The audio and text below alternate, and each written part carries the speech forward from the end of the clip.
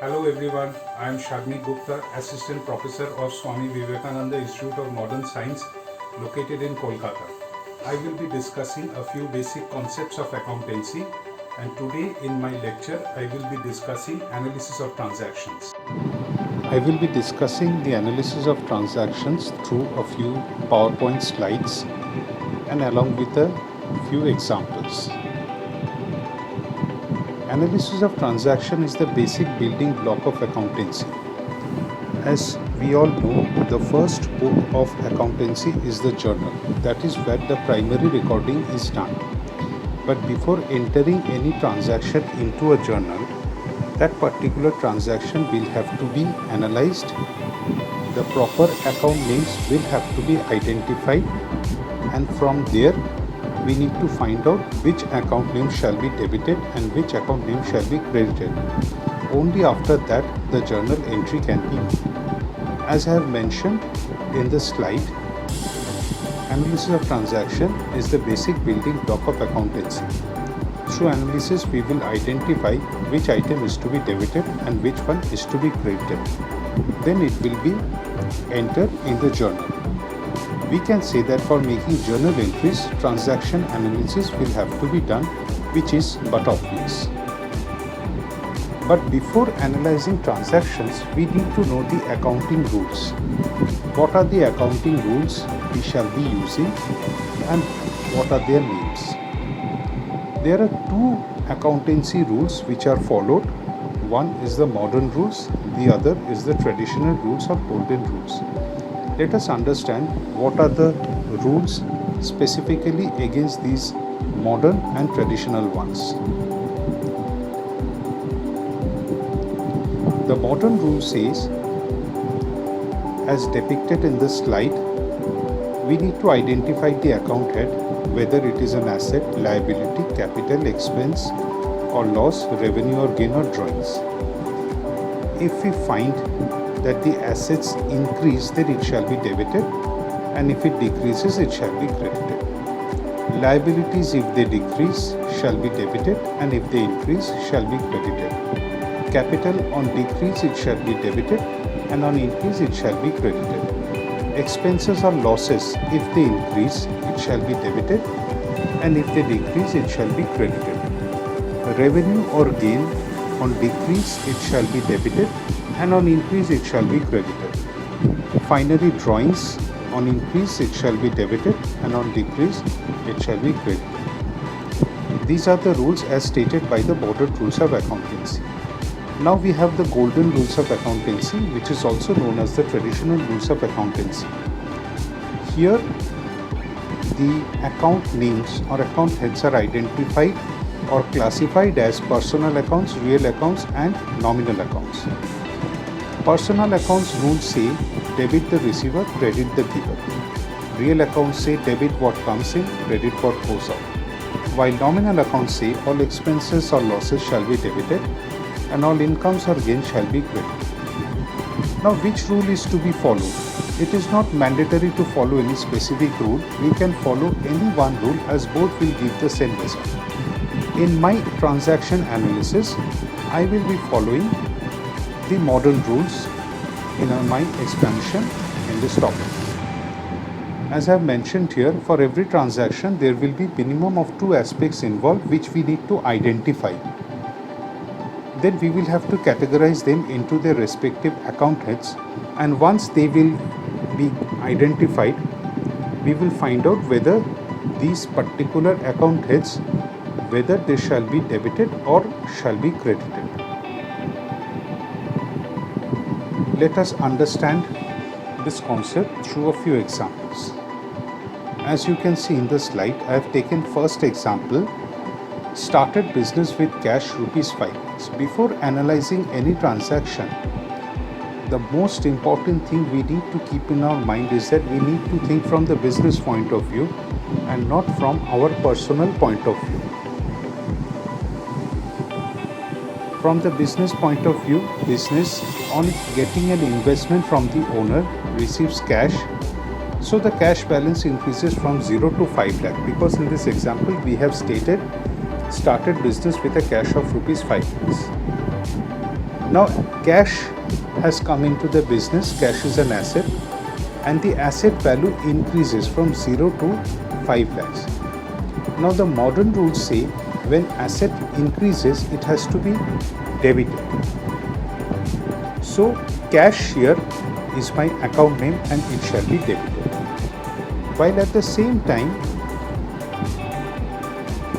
the other aspect is that a capital is created.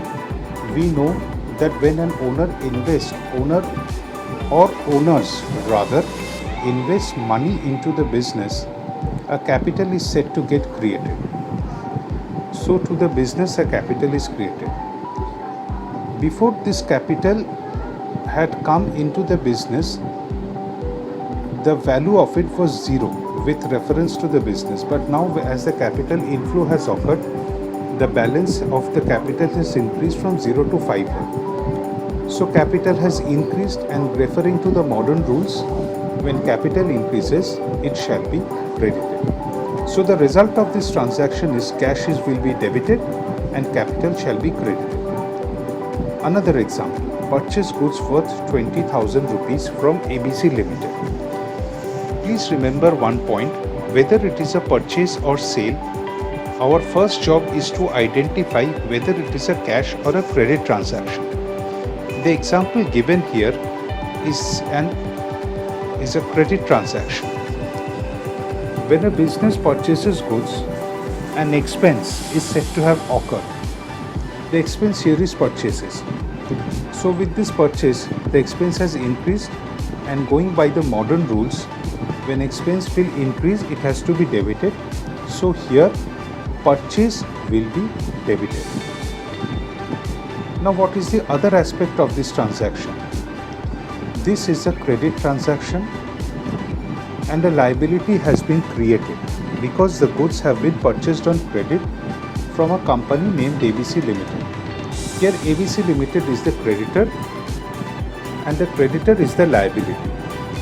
So here as liability has increased from 0 to 20,000, ABC Limited shall be credited. So the result of this transaction is purchase account or purchases shall be debit, ABC Limited shall be credited, or ABC Limited will be the credit. The third example here says goods sold to XYZ Limited for 30,000. Again, we need to identify whether this is a cash or a credit transaction, and we can say that this is a credit transaction. Now goods have been sold to credit to our customer XYZ Limited. So a debtor is created in the name of the customer who is XYZ Limited, and debtors are our assets. On making this sale, the particular asset value has increased from rupees 0 to rupees 30,000. Now as the asset value increases, and as per the modern rules, it has to be debited. So in our analysis of this transaction, the first account name XYZ Limited shall be debited. The other aspect of this transaction is that a revenue or sales has been generated. This transaction has increased the revenue of the business from rupees 0 to rupees 30,000, and following the modern rules, when revenue increases, it has to be credited. The account name involved here is sales, and sales shall be credited. So the result of this transaction gives us XYZ Limited shall be debit and sales shall be credit. Now we have seen how to deal with credit transactions, whether purchase or sale. Let us see how we shall deal with cash transactions in terms of purchase, and another example in terms of sales. The example here states purchase goods worth rupees 10,000 in cash. If we analyze this transaction, first it is a cash transaction.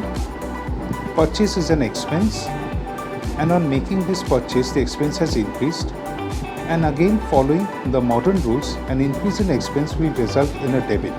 So purchase is debit. Again cash has been spent against this purchase. Rather, for making this purchase, cash has been spent, thereby reducing the cash balance of the company.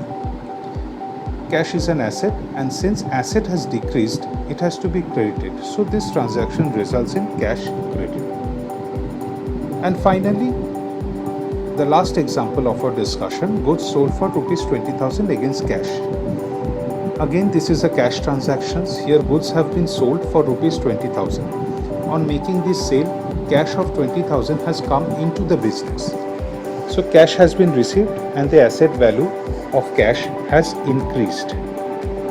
So following the modern rules, as asset has increased, cash shall be debited. At the same time, a revenue has been generated. The revenue name is sales. Since sales has increased against this particular transaction by 20,000, sales will have to be credited, because modern rules say whenever revenue increases, it has to be credited. So going by the rules, this particular account name sales will be credited in this transaction.